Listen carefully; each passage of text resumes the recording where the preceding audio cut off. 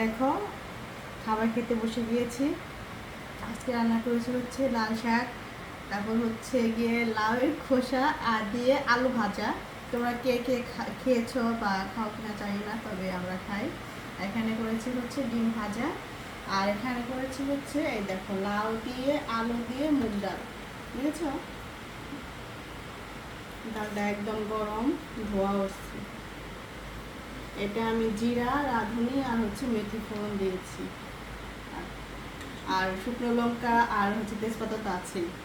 তো এটাই এখন খাবো। সবার খাওয়া কমপ্লিট।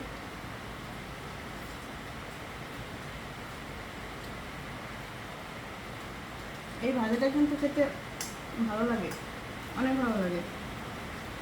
তোমার বাসায় ট্রাই করতে পারো।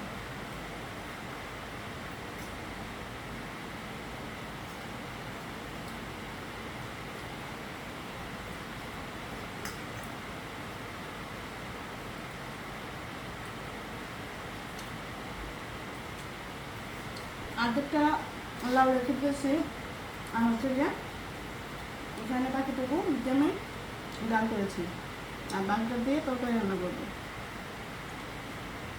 সেজন্য রেখে দিয়েছি। আর বলেছিলাম কালকে তোমাদের দাদাভাই বাজারে গিয়েছে কিন্তু মাছ পাইনি, তো মাছ আনা হয়নি। যখন মাছ আনবো তখন লাউটা মাছ দিয়ে করবো।